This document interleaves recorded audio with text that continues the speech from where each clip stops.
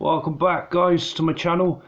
Today I'm doing a review for AEW's All Out from September 5th 2020.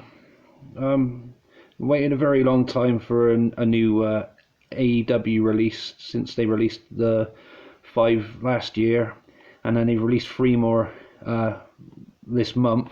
So this one, Revolution 2021, and Full Gear in 2020. Beginning with this one then, because I'm continuing on from Double or Nothing 2020.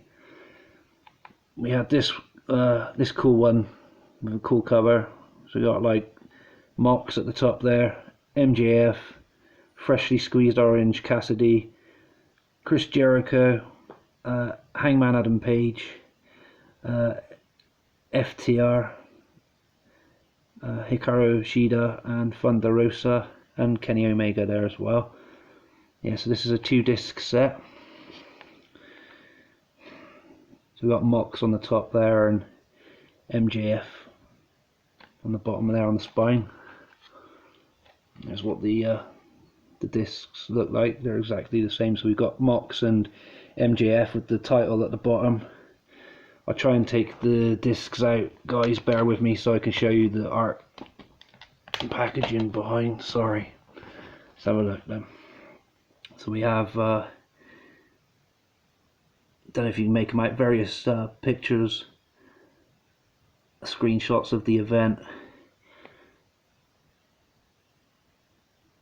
Both sides are completely different, which it looks cool. I always like these digipacks with the good looking pictures on the inside when they make an effort and don't just leave it plain and boring. And then we've got all these pictures on the side of like various, like Dr. Britt Baker and Big Swole, and various other stars there.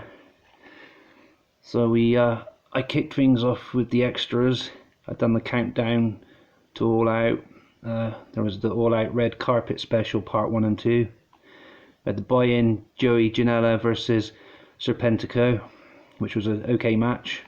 I preferred this one on the pre-show.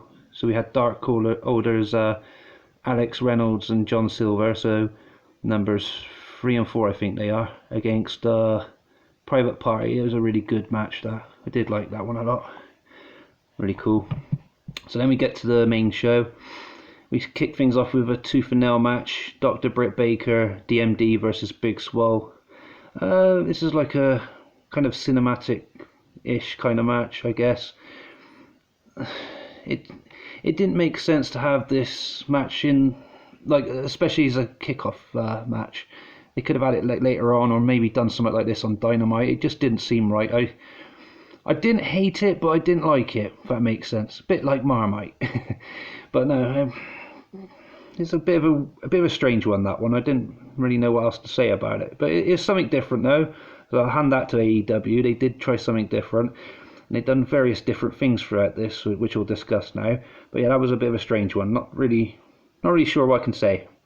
Just check it out and then you'll see your own opinion on that yourself. And you'll see what I mean. So we had the Young Bucks against Jurassic Express next.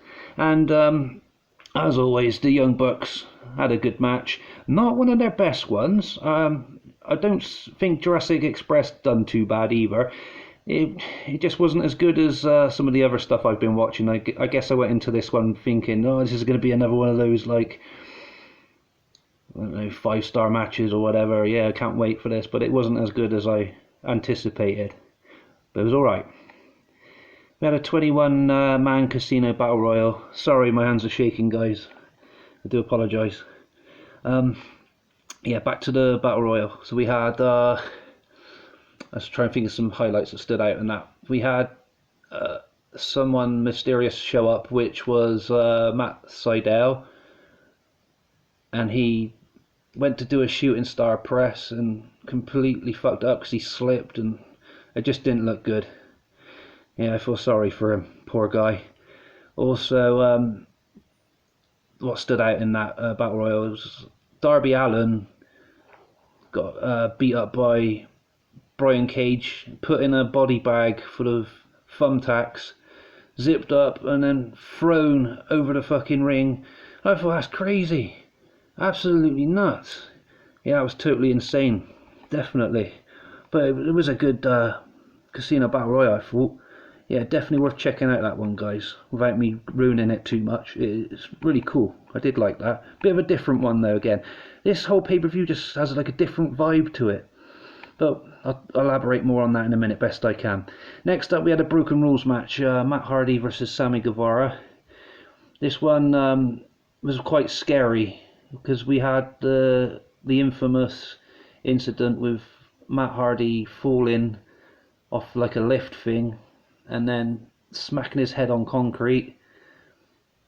First of all, I just thought it was like a work, but then like when we hear the bell ring like the end of the match and that, well, what I assume was the end of the match, and he had like help coming out and everything for him.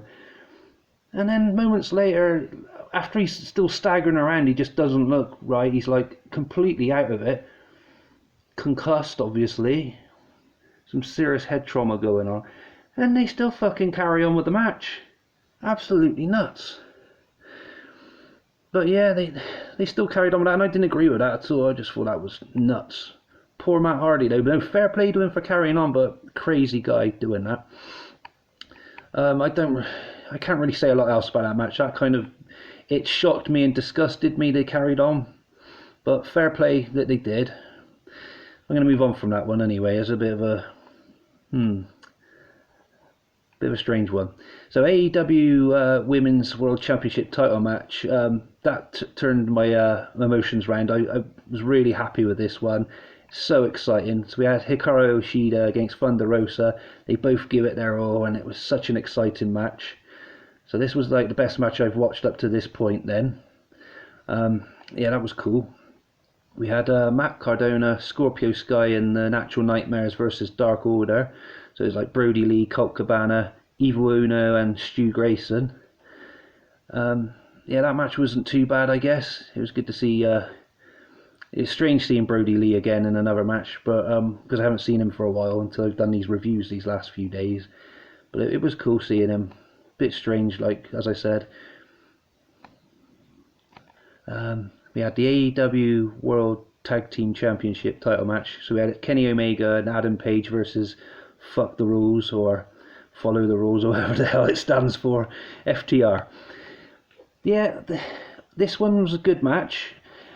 I've got nothing against Kenny Omega. I think he's awesome, and I think Adam Page is an awesome wrestler as well. But I didn't think they go well as a tag team, because I prefer them as singles wrestlers. But it was cool that they were champs and everything. But yeah, I'm glad that this was like their leading up to their breaking up and everything. That was a smart move by AEW by breaking them both up. Yeah, as I said, I prefer them on their own. So that was cool, and it was an okay match. So we had the Mimosa Mayhem match next, another strange one. So Chris Jericho versus from wherever, weigh in, whatever, freshly squeezed Orange Cassidy. The idea was to throw your opponent into like a pool of orange juice, or well, a mimosa, or whatever the fuck.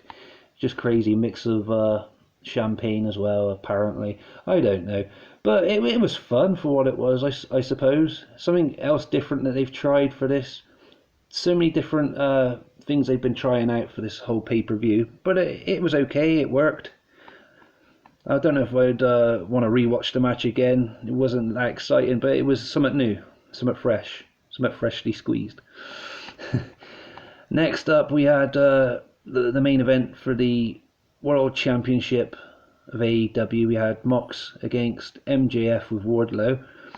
This match I looked forward to watching. I wanted MJF to win. He was on his undefeated streak, and Moxley wasn't allowed to use the paradigm shift. I think that was banned in the match, but you know, obviously this is very heelish of him. He did do it, and then he like shrugged to the camera after the match because the ref didn't see it, and that's how he managed to beat MJF. Obviously MJF was trying to cheat Wardlow, chucking him the ring Uh, and then obviously the ref was knocked out.